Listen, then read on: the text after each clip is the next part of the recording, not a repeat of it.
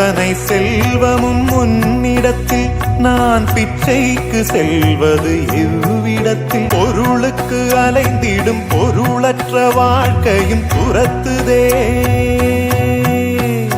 உன் அருள் அருள் அருள் என்று அலைகின்ற மனம் இன்று பிதற்றுதே. அருள் விழியால் நோக்குவாய், மலர்பதத்தால் தாங்குவாய். உன் திருக்கரம் என்னை அரவணைத்துனதருள் பெற பிச்சை பாத்திரம் ஏந்தி வந்தேன். ஐயனே என் ஐயனே, பிண்டம் என்னும் எலும்பொடு சதை நரம்புதிரமும் அடங்கிய உடம்பு எனும் பிச்சை பாத்திரம் ஏந்தி வந்தேன். ஐயனே என்